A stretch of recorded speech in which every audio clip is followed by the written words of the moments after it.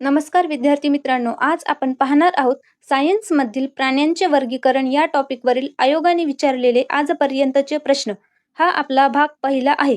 चला तर मग सुरू करूया आजचा आपला व्हिडिओ. प्रश्न क्रमांक 1. खालीलपैकी कोणत्या जातीच्या प्राण्यात खुली रक्ताभिसरण प्रणाली आहे? हा प्रश्न संयुक्त गट क मुख्य परीक्षा डिसेंबर 2023 मध्ये विचारण्यात आला होता.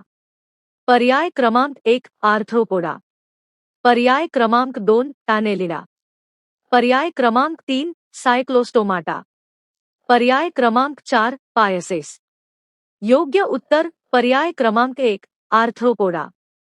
स्पष्टीकरण: आर्थ्रोपोडा संघातील प्राण्यांमध्ये खुली रक्ताभिसरण प्रणाली आढळते. झुरळ, कोळी आणि खेकडा हे आर्थ्रोपोडा संघातील प्राणी आहेत. लक्षात ठेवा, आर्थ्रोपोडा म्हणजे खुली रक्ताभिसरण प्रणाली. प्रश्न क्रमांक 2. खालील जोड्या जुळवा. सस्तन प्राण्यांचे प्रकार आणि उदाहरणे. थैली असलेले सस्तन प्राणी 2. मॅक्रोपस. बोडणारा सस्तन प्राणी 4. टेरोप्स. दात नसलेला सस्तन प्राणी I. ब्रॅडिप्स. मुंग्या खाणारा सस्तन प्राणी 3. मॅनिस. परीक्षेचे नाव संयुक्त गट क मुख्य परीक्षा डिसेंबर 2023. पर्यायी उत्तरे: 1 A2 B4 I B3, 2 I B3 2 B4, 3 A3 B4 2 I, 4 A4 B3 I B2. योग्य उत्तर पर्याय क्रमांक 1. स्पष्टीकरण: मॅक्रोपस म्हणजे कांगारू. तो थैली असलेला सस्तन प्राणी आहे. टेरोप्स हा उडणारा सस्तन प्राणी आहे. ब्रॅडिप्स म्हणजे स्लॉथ. तो दात नसलेल्या सस्तन प्राण्यांच्या गटात येतो. मॅनिस म्हणजे पॅंगोलिन. तो मुंग्या खाणारा सस्तन प्राणी आहे. लक्षात ठेवा, मॅक्रोपस थैली असलेला, टेरोप्स उडणारा, ब्रॅडिप्स दात नसलेला, मॅनिस मुंग्या खाणारा. प्रश्न क्रमांक 3. आर्थ्रोपोडा जातीय प्राण्यांचे विशिष्ट गुणधर्म कोणते आहेत? सर्वात मोठी फाईल. स्केलेटन चिटिनने झाकलेले आहे. खंडित शरीर. द्विपक्षीय सममिती शरीर. पर्यायी उत्तरे: 1 फक्त, 2 फक्त अवब, 3 फक्त आणि 4 कवर्ड. परीक्षेचे नाव संयुक्त गट मुख्य परीक्षा नोव्हेंबर 2023. योग्य उत्तर पर्याय क्रमांक 4 कवर्ड. स्पष्टीकरण: आर्थ्रोपोडा हा प्राणी जगतातील सर्वात मोठा संघ आहे. या प्राण्यांच्या शरीरावर चिटिनचे बाह्यंकाल असते. त्यांचे शरीर खंडित असते आणि त्यांच्यामध्ये द्विपक्षीय सममिती आढळते. लक्षात ठेवा, आर्थ्रोपोडा सर्वात मोठा संघ. चिटिनचे बाह्यकाल, खंडित शरीर, द्विपक्षीय सममिती. प्रश्न क्रमांक 4. गांडुळाचे निर्वहन करणारे अवयव कोणते? प्रापोडियम, प्रोग्लॉटिड्स, कसिटे, स्युडोपोडिया. परीक्षेचे नाव संयुक्त गट मुख्य परीक्षा नोव्हेंबर 2023. पर्यायी उत्तरे: 1 फक्त आणि 2 फक्त 3 फक्त आणि 4 फक्त आणि योग्य उत्तर पर्याय क्रमांक 2 फक्त स्पष्टीकरण: गांडुळाच्या शरीरावर असलेल्या सिटे म्हणजेच ब्रिस्टल्ससारख्या छोट्या रचना होत. या रचनांच्या मदतीने गांडूळ जमिनीत स्वतःला स्थिर ठेवण्यास आणि हालचाल करण्यास मदत घेते. लक्षात ठेवा, गांडूळ, सिटे. प्रश्न क्रमांक 5. अपृष्ठवंशी प्राण्यांचा दुसरा सर्वात मोठा गट कोणता? परीक्षेचे नाव संयुक्त गट मुख्य परीक्षा नोव्हेंबर 2023. पर्याय क्रमांक 1 आर्थ्रोपोडा, पर्याय क्रमांक 2 पोरिफेरा, पर्याय क्रमांक 3 मोलुस्का, पर्याय क्रमांक 4 एकिनोडर्माटा. योग्य उत्तर पर्याय क्रमांक 3 मोलुस्का. स्पष्टीकरण: मोलुस्का हा अपृष्ठवंशी प्राण्यांचा दुसरा सर्वात मोठा संघ आहे. आर्थ्रोपोडा हा सर्वात मोठा संघ आहे. लक्षात ठेवा, आर्थ्रोपोडा सर्वात मोठा संघ, मोलुस्का दुसरा सर्वात मोठा संघ. प्रश्न क्रमांक 6. शकशास्त्राचा अभ्यास म्हणजे कशाचा अभ्यास? हा प्रश्न राज्यसेवा पूर्व परीक्षा 2023 मध्ये विचारण्यात आला होता. पर्याय क्रमांक 1 सिलांटेरेट, पर्याय क्रमांक 2 मोलुस्का, पर्याय क्रमांक 3 मोलुस्कांचे कवच, पर्याय क्रमांक 4 मोलुस्कांचे आवरण. योग्य उत्तर पर्याय क्रमांक 3 मोलुस्कांचे कवच. स्पष्टीकरण: शकशास्त्राला इंग्रजीमध्ये कॉन्कोलॉजी म्हणतात. कॉन्कोलॉजी म्हणजे मोलुस्का संघातील प्राण्यांच्या कवचाचा अभ्यास. लक्षात ठेवा, शकशास्त्र मोलुस्कांचे कवच. प्रश्न क्रमांक 7. मोलुस्का वर्गीय प्राणी मृदुकाय असतात आणि ते खालील वैशिष्ट्ये धारण करतात. वरीलपैकी कोणते विधान किंवा विधाने बरोबर आहेत? हा प्रश्न राज्यसेवा पूर्व परीक्षा 2023 मध्ये विचारण्यात आला होता. ते प्राणीसृष्टीमधील दुसरा सर्वात मोठा वर्ग आहे.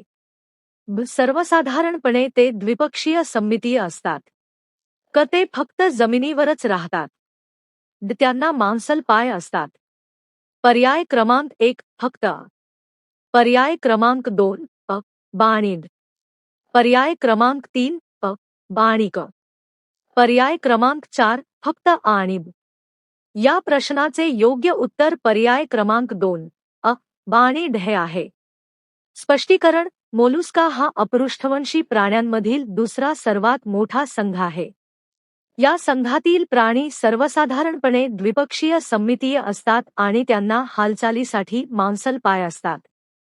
मोलुस्का संघातील प्राणी फक्त जमिनीवरच आढळत नाहीत, तर गोड्या पाण्यात आणि समुद्रातही आढळतात. लक्षात ठेवा, मोलुस्का म्हणजे मृदुकाय प्राणी. प्रश्न क्रमांक 8. मेयोसिसच्या टप्प्यांचे योग्य क्रम कोणता आहे? हा प्रश्न महाराष्ट्र अराजपत्रित पूर्व परीक्षा एप्रिल 2023 मध्ये विचारण्यात आला होता. पर्याय क्रमांक 1 लेप्टोटीन, पॅकेटीन, झायगोटीन, डिप्लोटीन, डायाकायनेसिस, पर्याय क्रमांक 2 लेप्टोटीन, डायाकायनेसिस, पॅकेटीन, डिप्लोटीन, झायगोटीन, पर्याय क्रमांक 3 लेप्टोटीन, झायगोटीन, पॅकेटीन, डिप्लोटीन, डायाकायनेसिस, पर्याय क्रमांक 4 डायाकायनेसिस, डिप्लोटीन, पॅकेटीन, झायगोटीन, लेप्टोटीन. या प्रश्नाचे योग्य उत्तर पर्याय क्रमांक 3 लेप्टोटीन, झायगोटीन, पॅकेटीन, डिप्लोटीन, डायाकायनेसिस हे आहे. स्पष्टीकरण: मायोसिसच्या प्रोफेज 1 मध्ये हे 5 टप्पे याच क्रमाने येतात.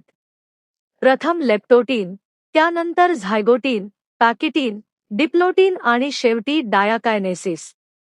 लक्षात ठेवा, लेप्टोटीन, झायगोटीन, पॅकेटीन, डिप्लोटीन, डायाकायनेसिस.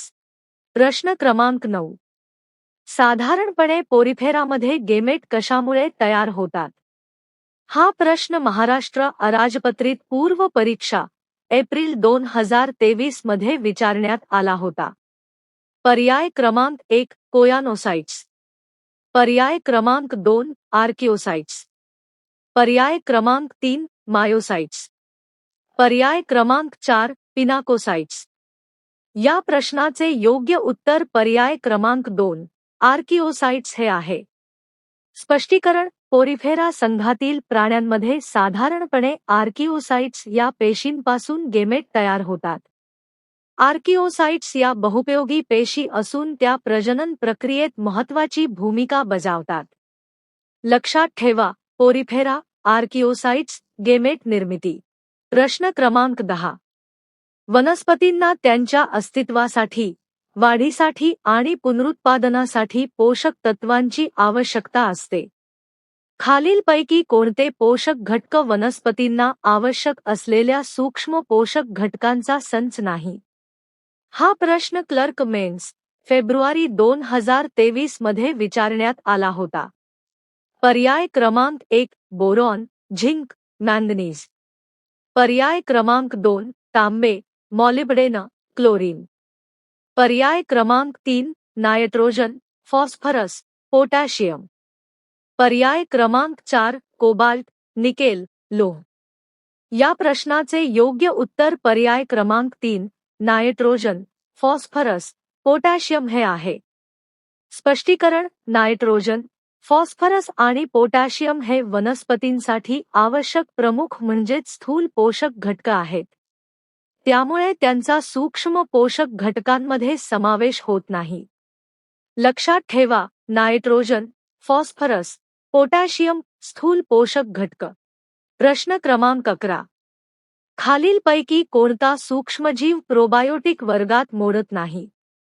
हा प्रश्न क्लर्क मेन्स, फेब्रुवारी 2023 मध्ये विचारण्यात आला होता. पर्याय क्रमांक 1 लॅक्टोबॅसिल्स. पर्याय क्रमांक 2 बायफिडोबॅक्टेरियम. पर्याय क्रमांक 3 स्ट्रेप्टोकोकस. पर्याय क्रमांक 4 स्टॅफिलोकोकस. या प्रश्नाचे योग्य उत्तर पर्याय क्रमांक 4 स्टॅफिलोकोकस हे आहे. स्पष्टीकरण: लॅक्टोबॅसिल्स, बायफिडोबॅक्टेरियम आणि काही स्ट्रेप्टोकोकस प्रजाती प्रोबायोटिक्समध्ये वापरल्या जातात.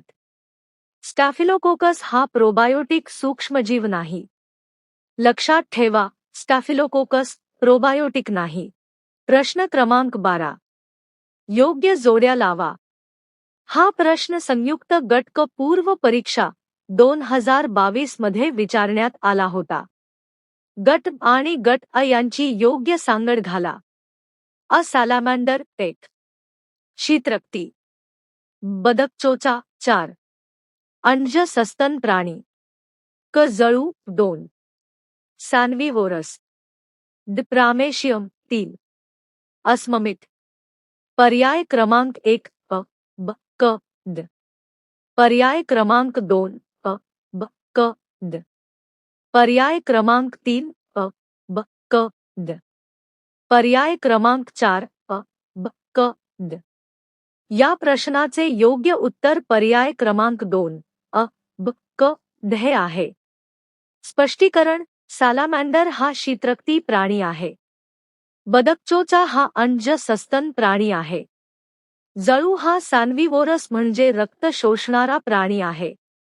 प्रामेशियममध्ये अस्ममित शरीररचना आढळते. लक्षात ठेवा, सॅलामँडर शीतरक्ती, बदकचोचा अंज सस्तन प्राणी, जळू रक्त शोषणारा, प्रामेशियम अस्ममित. प्रश्न क्रमांक 13. हेटेरोनेरिसमध्ये उत्तरवर्ती भागात जन्नग्रंथी विकसित होतात. त्या जन्नग्रंथी खंडास काय म्हणतात? हा प्रश्न संयुक्त गट क पूर्व परीक्षा 2022 मध्ये विचारण्यात आला होता. पर्याय क्रमांक 1 एपिटोप. पर्याय क्रमांक 2 पेटोप. पर्याय क्रमांक 3 हेटेरोगोनी. पर्याय क्रमांक 4 मेटाबोली. या प्रश्नाचे योग्य उत्तर पर्याय क्रमांक 1 एपिटोक हे आहे. स्पष्टीकरण: हेटेरोनेरिसमध्ये प्रजननासाठी शरीराच्या उत्तरवर्ती भागात जन्नग्रंथी विकसित होतात. या प्रजननक्षम अवस्थेतील भागाला एपिटोक म्हणतात. लक्षात ठेवा, हेटेरोनेरिस प्रजननक्षम भाग एपिटोक. प्रश्न क्रमांक 14. खालीलपैकी कोणता मासा ऑस्टिक्थाइज वर्गातील आहे? हा प्रश्न संयुक्त गट क पूर्व परीक्षा 2022 मध्ये विचारण्यात आला होता. पर्याय क्रमांक 1 शार्क. पर्याय क्रमांक 2 स्टिंगरे. पर्याय क्रमांक 3 कतला. पर्याय क्रमांक 4 इलेक्ट्रिक रे. या प्रश्नाचे योग्य उत्तर पर्याय क्रमांक 3 कतला हे आहे. स्पष्टीकरण: ऑस्टिक्थाइज म्हणजे अस्थिम्य मासे. कतला हा अस्थिम्य माशांचा उदाहरण आहे. शार्क, स्टिंगरे आणि इलेक्ट्रिक रे हे उपास्थीम्य मासे आहेत. लक्षात ठेवा, कतला अस्थिम्य मासा, शार्क उपास्थीम्य मासा. प्रश्न क्रमांक 15. खालील जोड्या जुळवा. हा प्रश्न कॉम्बाईन बी पूर्व परीक्षा 2022 मध्ये विचारण्यात आला होता. अ पायथॉन मोलुरस. ब नाजा नाजा. क व्हायपर रस्सेली. टायफ्लॉप्स ब्रामिनस. 1 हिमोटॉक्सिक. 2 अंध साप. 3 न्यूरोटॉक्सिक, 4 बिनविषारी। पर्याय क्रमांक 1 अ, ब, क, द। पर्याय क्रमांक 2 अ, ब, क, द। पर्याय क्रमांक 3 अ, ब, क, द। पर्याय क्रमांक 4 अ, ब, क, द। या प्रश्नाचे योग्य उत्तर पर्याय क्रमांक 1 अ, ब, क, द हे आहे। स्पष्टीकरण: पायथॉन मोलुरस हा बिनविषारी साप आहे। नाजा म्हणजे नाग, त्याचे विष न्यूरोटॉक्सिक असते। व्हायपर रस्सेली म्हणजे घोणस, त्याचे विष हिमोटॉक्सिक असते। टायफ्लॉप्स ब्रामिनस हा अंध साप म्हणून ओळखला जातो। लक्षात ठेवा, पायथॉन मोलुरस बिनविषारी, नाजा न्यूरोटॉक्सिक, व्हायपर रस्सेली हिमोटॉक्सिक, टायफ्लॉप्स ब्रामिनस अंध साप। प्रश्न क्रमांक 16. ऑरेलियाच्या लार्वल स्टेजचा खालीलपैकी योग्य क्रम कोणता? हा प्रश्न संयुक्त गट पूर्व परीक्षा 2022 मध्ये विचारण्यात आला होता। पर्याय क्रमांक 1 प्लान्युला, हायड्रा ट्युबा, सायफिस्टोमा, इफिरा। पर्याय क्रमांक 2 प्लान्युला, इफिरा, सायफिस्टोमा, हायड्रा ट्युबा। पर्याय क्रमांक 3 सायफिस्टोमा, प्लान्युला, हायड्रा ट्युबा, इफिरा। पर्याय क्रमांक 4 हायड्रा ट्युबा, इफिरा, प्लान्युला, सायफिस्टोमा। या प्रश्नाचे योग्य उत्तर पर्याय क्रमांक 1 प्लान्युला, हायड्रा ट्युबा, सायफिस्टोमा, इफिरा हे आहे। स्पष्टीकरण: ऑरेलियाच्या जीवनचक्रात प्लान्युला अवस्थेनंतर हायड्रा ट्युबा, त्यानंतर सायफिस्टोमा आणि शेवटी इफिरा अवस्था येते। लक्षात ठेवा, प्लान्युला, हायड्रा ट्युबा, सायफिस्टोमा, इफिरा। प्रश्न क्रमांक 17. खालीलपैकी कोणता किंवा कोणत्या प्राण्यांचा समूह हा सरपटणारे प्राणी या वर्गात मोडतात? हा प्रश्न कॉम्बाईन बी पूर्व परीक्षा 2022 मध्ये विचारण्यात आला होता। अपाल, साप, बेडूक आणि लॉरिस। ब. कासव, घडियाळ, कैमन आणि टॉर्ट्यारा। क. कासव, मगर, सॅलामेंडर आणि पाल। ड. सॅलामेंडर, सरडा, कासव आणि बेडूक। पर्याय क्रमांक 1 फक्त ब। पर्याय क्रमांक 2 फक्त ब आणि क। पर्याय क्रमांक 3 फक्त क आणि ड। पर्याय क्रमांक 4 वरीलपैकी सर्व। या प्रश्नाचे योग्य उत्तर पर्याय क्रमांक 1 फक्त ब हे आहे।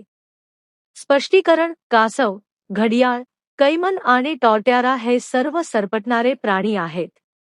त्यामुळे हा समूह पूर्णपणे सरपटणाऱ्या प्राण्यांचा आहे। इतर पर्यायांमध्ये बेडूक किंवा सॅलामेंडर यांसारखे उभयचर प्राणी आहेत। लक्षात ठेवा, कासव, घडियाळ, कैमन, टॉर्ट्यारा सरपटणारे प्राणी। प्रश्न क्रमांक 18.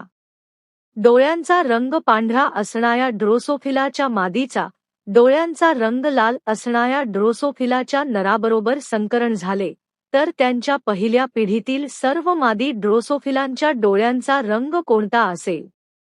हा प्रश्न राज्यसेवा पूर्व परीक्षा 2022 मध्ये विचारण्यात आला होता। पर्याय क्रमांक 1 पांढरा। पर्याय क्रमांक 2 लाल। पर्याय क्रमांक 3 लाल आणि पांढरा यांचे मिश्रण। पर्याय क्रमांक 4 लाल आणि निळा यांचे मिश्रण। या प्रश्नाचे योग्य उत्तर पर्याय क्रमांक 2 लाल हे आहे। स्पष्टीकरण: ड्रोसोफिलामध्ये डोळ्यांच्या रंगाचे जनुक X गुणसूत्रावर असते। लाल डोळ्यांचा रंग हा प्रभावी, तर पांढरा डोळ्यांचा रंग अप्रभावी असतो। पांढऱ्या डोळ्यांची मादी आणि लाल डोळ्यांचा नर यांचे संकरण केल्यावर पिढीतील सर्व मादींना वडिलांकडून लाल डोळ्यांचे प्रभावी जनुक मिळते। त्यामुळे सर्व मादींच्या डोळ्यांचा रंग लाल असतो। लक्षात ठेवा, ड्रोसोफिला X गुणसूत्राशी संलग्न वारसा लाल डोळे प्रभावी। प्रश्न क्रमांक 19. प्राणी वर्गीकरणासाठी खालीलपैकी कोणती पायरी वापरली जाते? हा प्रश्न राज्यसेवा पूर्व परीक्षा 2022 मध्ये विचारण्यात आला होता। पर्याय क्रमांक 1 प्रजाती, जात, ऑर्डर, वर्ग, कुळ, संघ, सृष्टी। पर्याय क्रमांक 2 सृष्टी, जात, ऑर्डर, प्रजाती, संघ, वर्ग, कुळ. पर्याय क्रमांक 3 जात, प्रजाती, संघ, वर्ग, ऑर्डर, कुळ, सृष्टी. पर्याय क्रमांक 4 सृष्टी, संघ, वर्ग, ऑर्डर, कुळ, जात, प्रजाती.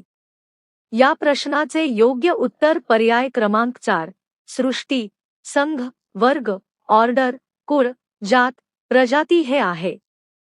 स्पष्टीकरण: प्राण्यांच्या वर्गीकरणामध्ये सृष्टी ही सर्वात उच्च श्रेणी आहे.